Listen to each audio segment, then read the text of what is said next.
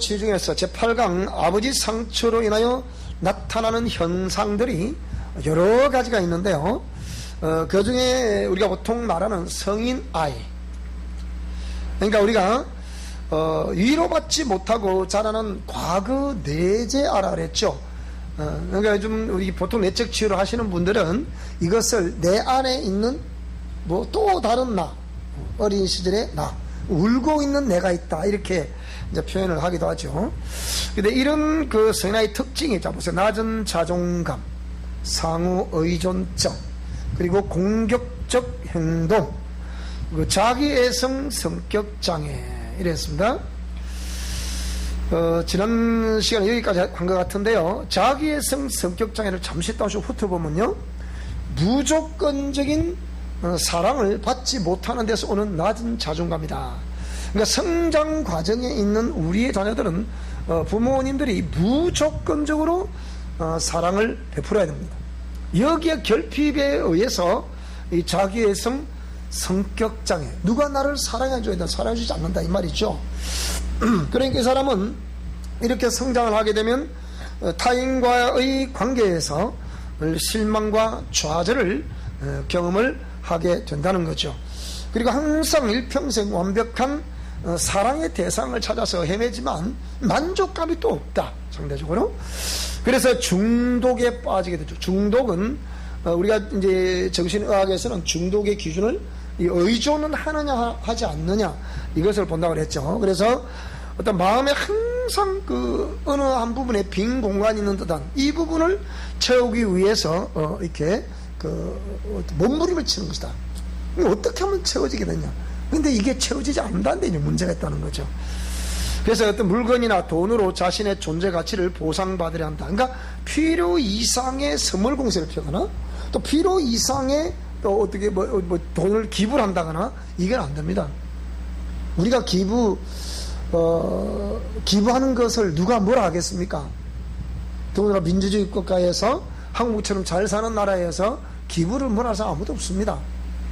그리고 선진국가로 가면 갈수록 기부 문화는 일상화되어 있습니다.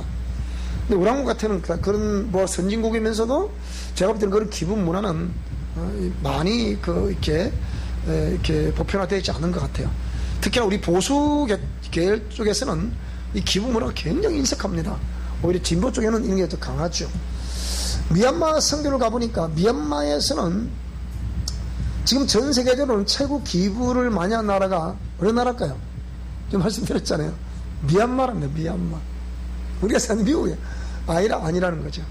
미얀마 완전히 불교 국가입니다. 그냥 가보면 불교 국가고, 세인트인 대통령이 지금 이 사람이 이제 그 전에 아웅산 장군은 미얀마의 국부죠. 우리 대한민국 국부가 이승만 대통령 하듯이 국부인데, 이분이 돌아가신 이후에 그 여러 가지 상황에 의해서 이제 군사 정권이 들어서게 되죠. 언제나 뭐 어느 시대나 이 군사 정권이 들어서면 강압적으로 하게 되잖아요.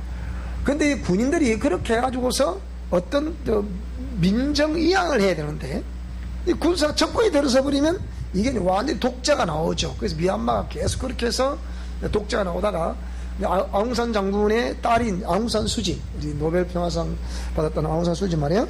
이 이제 분이 다시 들어오면서 이제 미얀마가 다시 이렇게 이제 민주주의 국가로 이제 탈바꿈해가는 그런 과정이라고 보는데, 그래도 대통령이 있기 때문에 뭐래도 있고 함부로 할 수가 없다는 거죠.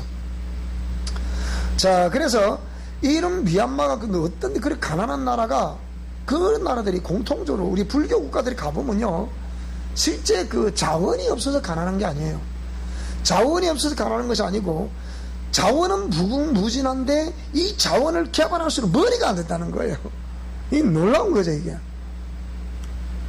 근데 전 세계의 선진 국가들은 거진 대부분 기독교의 영향을 받은 나라들은 다 잘 살아가고 있다는 거죠. 그래서 서구 사회 하면 기독교 하면 잘 살고 있다는 거예요.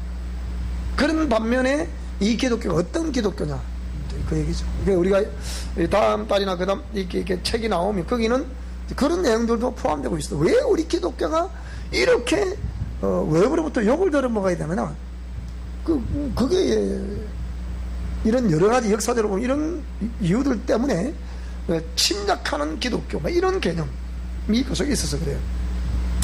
약간 빗나갔습니다만은, 그래서 미얀마는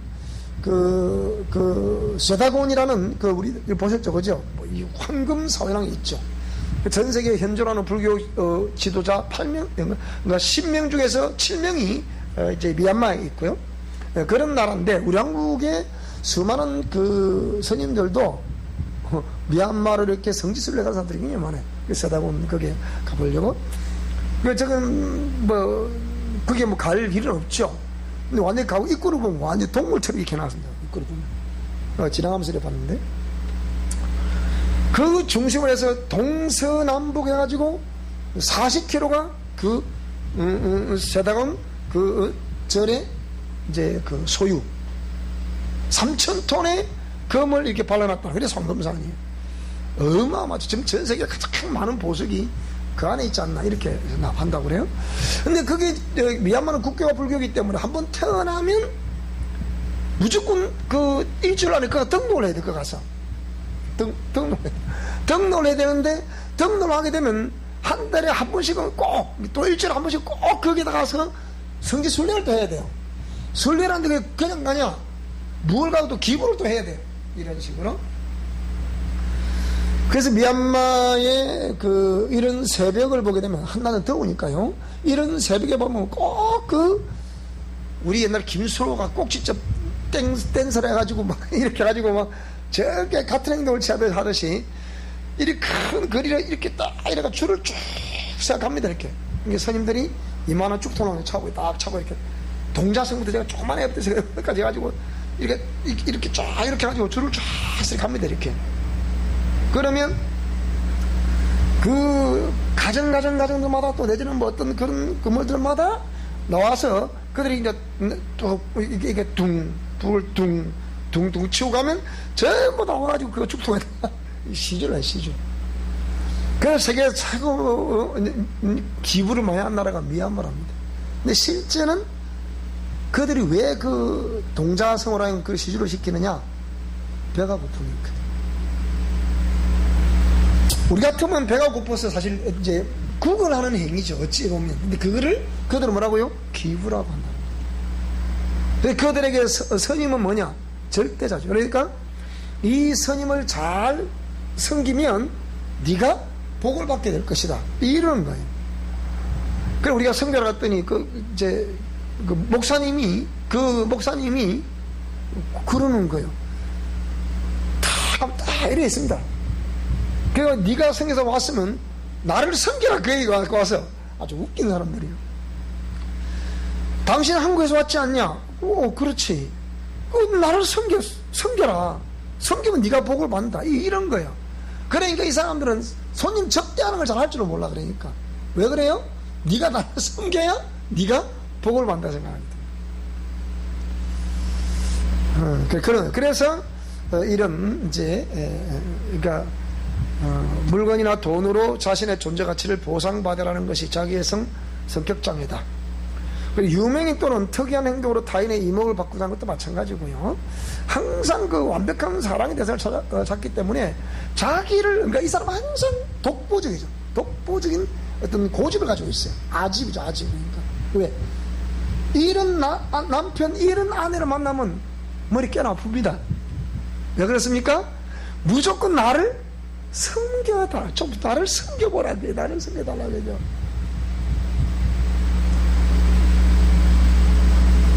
이게 참 습관이라는 게 무섭거든. 습관이라는 게는. 요즘 우리 24년 우리 최고사님이 가만히 보면, 제가 처음에 가보니까 24년은 독자시잖아요. 그러니까 매사에 전부 다 그러니까 우리 어디 사촌도 없고 나눌 이렇게 의견을 나눌 때도 없고 3대 독자이시니까 그냥 계속 혼자 사시다 보니까 매일 이제 우리 이제 장모님은 이렇게 뭐가 드실 수 있도록 입맛이 딱 맞게 해야 됩니다. 우리 이제 그런 사람 있죠, 그죠? 남자들이 잘 들어야 됩니다. 아내들이 혹시 늦게 들어오면 우리가 밥을 책임 먹을 줄도 알아야 됩니다. 근데 밥을 안 차려주면 뭐 안 먹는 사람들이 있어. 올 때까지 참 그만 이 텔레비전 빠져라 이렇게 있습니다. 식사했습니까? 차려줘야 밥은 먹을까 아이가? 네가 차려 잡수지 와예. 여러분 이게 보통 물론 우리가 뭐 정상적인 뭐 그런 뭐 우리 저 여성들 할 일이 없고 집에 가사일만 전담한다면 당연히 참 따뜻한 밥을 지어서 일 마치고 들어오신 남편은 따뜻하게 맞는 것이 정상입니다. 그 다 바쁜 시대에 살잖아요. 근데 꼭 밥을 차려달라고 그래. 니나 잘 차려주세요. 좀 제발 좀 그러지 말고. 그러니까 그래 하니까 이게 뭡니까? 이게 사랑의 결핍이라는 거예요. 그걸 몰라 본인들은. 형이나 우리 남성들은 그냥 시험 들기 전에 채를 잡수세요. 그냥 뭐나 시험 듭니까? 그거 밥도 그냥 잡숴버리면 되지. 자, 그런 것도 있고요. 또 항상 또 어떤 여성들도 보니까 제발 내 마음에 들게 좀 해달라는 거 있대. 마음에 들게. 어떤 집에 남자를 보니까 다 갔다 오면 막 빨래 대놔놓고 그냥 뭐도 애들 애도지가 씻기고 기저귀도 씻기고 뭐 또 저쩌고 그래서 당신 오면 매일 뭐다 씻고 이래서 이렇게 좀 못살겠다는 거예요. 이런 거. 그러니까 뭐든지 이게 자신 중심으로 나에게 나의 어떤 빈 공간을 좀 채워주세요. 이거는 자기의 성격장애다. 이렇게 다 그렇다는 아닙니다. 다시 생각해 보시면 되겠습니다. 이 정도의 심하다. 이는 좀 생각해 봐야 되는 거예요. 그 다음에 자기 도취적인 욕구를 채우기 위해서 어린 자녀를 이용한다. 전에 말씀을 드렸죠. 또 부모에게 받지 못한 사랑과 관심을 아이들에게서 오히려 또 얻으려한다. 우리 자녀들에게서. 자, 그 다음에 신뢰의 문제 되겠습니다. 이 성인아이의 문제 중에 하나 신뢰의 문제. 성인아이, 내 안에 어릴 적부터 부모로부터 무조건적인 사랑을 공급받고 보호를 받아야 되는 아이가 어떤 뭐 부모님이 중에서 한 분이 안 계셨거나 또는 이런 부모님이 계시지 않거나 뭐 또 부모님이 계신다고 하더라도 바깥에 일을 너무 많이 보셔가지고 뭐 몇 개월 만에 뭐 몇 년 만에 한 번씩 오신다 한다든지 뭐 이런 경우에는 우리 내면에 뭡니까? 받지 못한 일방적인 사랑과 그 보호를 어릴 시절에 받지 못한 그것을 받고자 하는 심리가 안에 있다. 이렇게 이해하시면 되겠는데요. 그래서 그걸 이렇게 그 어린 시절에 채워지지 않은 그 욕구들 중에 하나가 뭡니까? 이 성인이 되면 신뢰의 문제가 생긴다는 거예요. 신뢰의 문제가 생긴다는 거예요. 그래서 신뢰할 수 없는 양육자의 불신의 뿌리가 옵니다. 신뢰할 수 없는 양육자. 그럼 누굴 말하는 거예요? 부모님이죠. 그러니까 최초의 권위자가 이 부모님이니까요. 신뢰할 수 없는 양육자. 내가 우리 아버지를 믿어야 되나 말아야 되나? 우리 어머니를 믿어야 되나 말아야 되나? 그런 사람 있잖아요. 이게 소위 역기능. 그러니까 순기능이 아닌 역기능. 순기능이라고 하면 부부가 상호 대의적인 어떤 거는 모든 직무를 감당할 수 있어야 되고요. 상호 관계 속에서도 아내는 아내대로 남편은 남편대로 자기가 책무를 충분히 감당할 수 있어야 됩니다. 근데 거기에 내가 보는 우리 아버지는 도저히 신뢰할 수가 없어. 뭐 거짓말을 잘 하신다거나 약속을 안 지킨다 한다든지 또 뭐 알코올릭이 심해서 뭐 대화가 안 통한다든지 또 뭐 너무 밖에 나가 계셔가지고 뭐 이렇게 우리 그 제자 중에 한 사람은 그 남편을 보니까 아버지가 외양스를 탔대요. 외양스를 타니까 1년에 한 번 뭐 많이 와면 2번밖에 안 보니까 아이가 아버지가 누군지 모르는 거예요. 그거 뭡니까? 그러니까 매일 어머니 손에 그다 보니까 어머니도 나름대로 스트레스. 그러니까 어머니가 그 아들한테 자꾸 스트레스를 푸는 거야 이렇게. 그러면 이 어머니가 나를 사랑한다 안 한다? 안 한다고 보는 거예요. 그래서 어느 날 남자가 나타났는데 누가 아버지라고 그런 거예요. 근데 이 아버지를 또 믿을 수가 또 있나? 그런 경우도 있더라고요. 또 아버지가 또 우리가 제가 지혜로 말해보기가 별의별 제가 그런 걸 그래 오기를 얼마나 많겠습니까? 아버지가 어린 시절에 외도를 많이 하신 거예요. 그러니까 아버지를 믿을 수가 없다는 거예요. 아들과 딸인데 믿을 수가 없다는 거예요. 그래서 아버지가 그런 데다가 자꾸 아들에게 폭력을 행하니까 아들이 도저히 우리 아버지 믿을 수가 없다. 그래서 자기 남성성을 부정하는, 남성성을 부정하고 나는 이 어리다 상처가 뭡니까? 나는 그러면 내가 아들이기 때문에 아버지가 나를 이렇게 미워하나? 그리고 나에게 폭력을 가하나? 애가 못 이기고 있어. 어머님이 없잖아요. 그러니까 이 아들이 아들임을 부정을 하는 거예요. 그러니까 나는 여성이면 좋겠다. 그러니까 완전히 성전환 수술을 해버립니다. 그런 일도 발생했고, 이게 이제 상호 신뢰의 문제거든요. 그러니까 신뢰할 수 없는 양육자, 어머니, 아버지가 그 불신의 뿌리가 원인이다. 여러분들이 우리가 이런 말 강의를 들으면서 우리 자신을 냉철하게 좀 이렇게 나의 내면을 좀 이렇게 정리를 해보셔야 돼요. 그리고 경계와 통제를 통해 자신을 보여. 경계, 항상 사람들을 신뢰할 수 없는 거지, 이렇게. 경계. 그리고 어떤 일을 하다가도 스스로 이렇게 그러니까 이게 절제 같은데 절제가 아닌 통제. 자신 스스로 자신을 통제를 시키는 거예요. 그래서 그걸 통해서 뭡니까? 자신의 어떤 그것을 보호를. 왜? 내가 아니면 그러니까 권위자를 신뢰할 수 없기 때문에, 양육자를 신뢰할 수 없기 때문에 결국 누가 누구를 지키면서 살아야 돼요? 내가 나를 지키며 살아야 된단 말이에요. 그래서 우리 주위에 보면 그런 사람들이 종종 있습니다, 여러분. 보통 자수성가한 사람들은 절대로 남을 안 믿습니다. 누굴 믿습니까? 자기. 그러니까 대인관계에 심각한 문제가 발생이 되죠. 그래서 자신이 모든 것을 결정해야 됩니다. 이게 상호 신뢰를 할 수 없다는 거예요. 어느 누구도 믿을 수가 없다. 그러니까 항상 자기가 확인을 해야 되고, 그리고 자기의 마음에 딱 들게 일을 해야 되고, 이 완벽주의처럼 말이에요. 신뢰도 문제. 자, 신뢰감 장애로 타인을 지나치게 신뢰를 하거나 또 내지는 이것이 결정권을 포기하는 것인데요. 신뢰감의 장애로 타인을 또 지나치게 신뢰하거나 또 지나치게 거부하는 것도 이게 신뢰 문제 아닙니까? 타인을 지나치게 신뢰하는 거, 이게 참 무조건 믿는다. 이 무조건 믿는 게 어디 있습니까? 뭔가 맞아야 믿어야지. 그렇잖아, 그죠? 내가 전인격적으로 상대를 봤을 때 저 사람이 신뢰가 돼야 신뢰가 되는 거지, 무조건 신뢰하는 건 안 되잖아요, 그게. 그렇잖아, 그죠? 거기서 상호 교류를 통해서 상호 신뢰도가 인격적으로 형성이 되는 것이지, 무조건 신뢰한다, 이건 아니거든요? 그렇지 않습니까, 그죠? 무조건 신뢰. 우리가 성장하면서 이런 것들을 많이 볼 수가 있는데요. 제가 어릴 때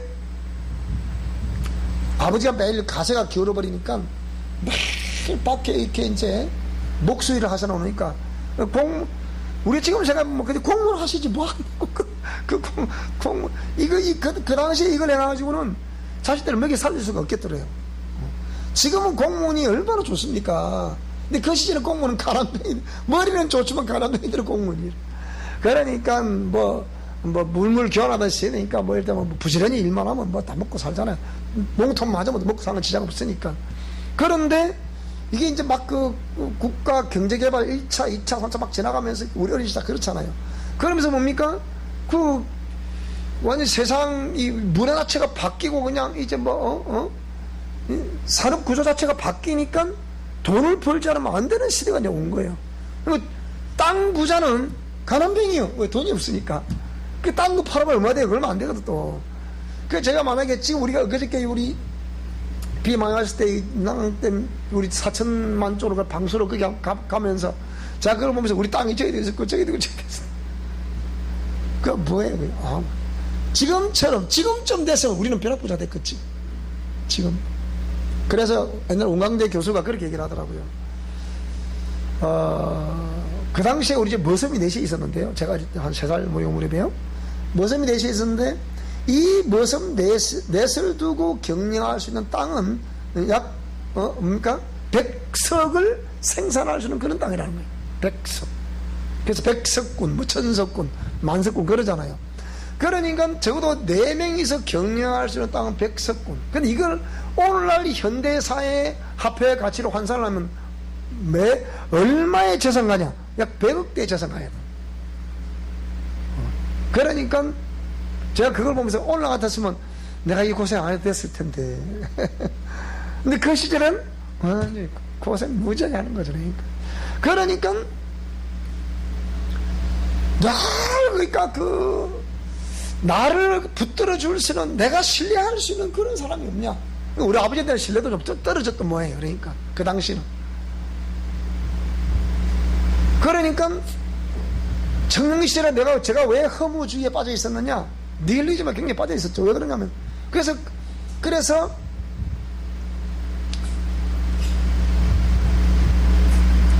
늘 어떤 직업을 가져도 만족도가 없는, 만족도가. 그런데 교회를 딱 나가보니까 이 예수님이라는 이분이, 그분 만약에 이분이 살아계신다면 이분이 나를 책임을 져주실 수 있겠구나. 우리 어머니 아버지는 나를 책임질 수 있는 상황이 안 돼. 왜? 너무 가난하니까. 근데 이분은 나를 책임져 주실 수 있겠구나. 그러니까 그게 교회 가는 그 첫날에 그 믿음이 들어오니까 제가 거기다 목숨을 걸게서 그러니까 목숨을 거는 거예요.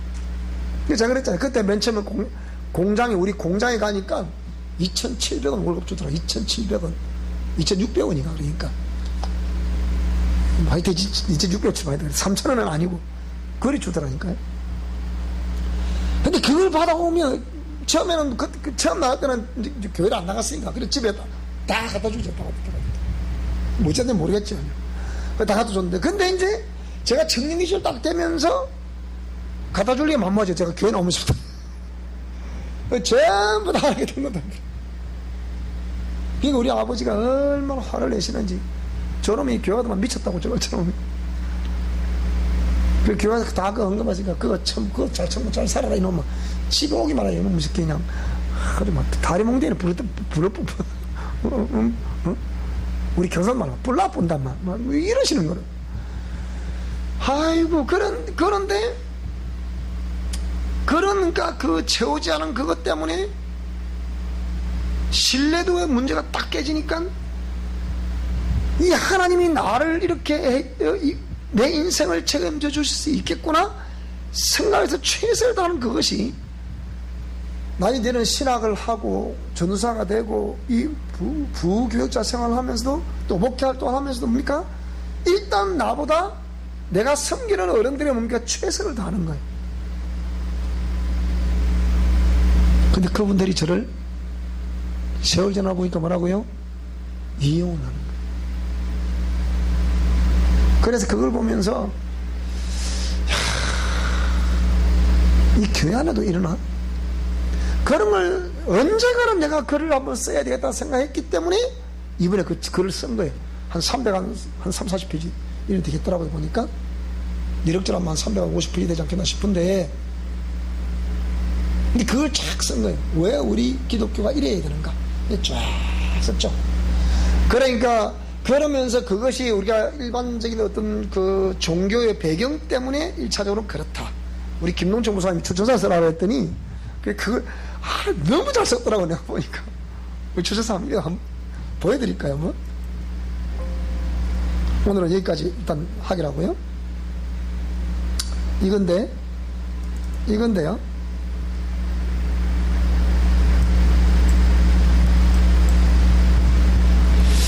이건데 우리 김원장 주저사를 한번 읽어드릴게요.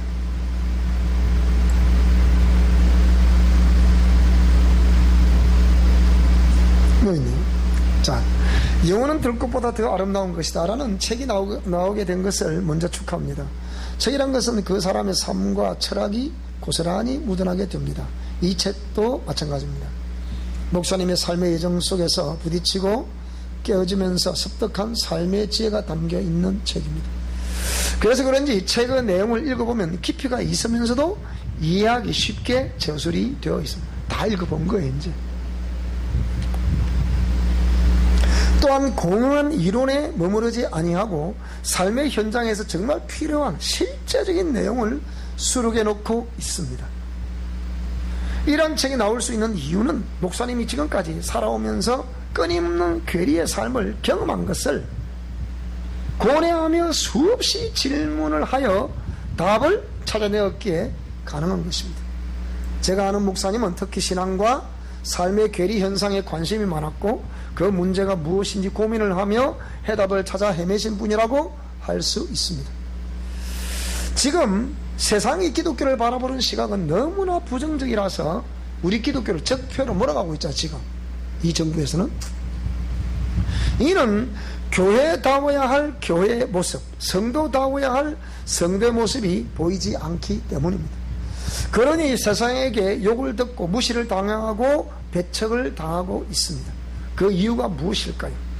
목사님은 이 부분에 대하여 우리나라의 문화나 기존에 있었던 종교 등에서 그 이유도 있지만 우리 기독교인들이 정신을 차리지 않고 말씀을 떠나 소금과 빛으로 향기가 있는 그리스도인처럼 살지 않은 데 이유가 있다고 말합니다.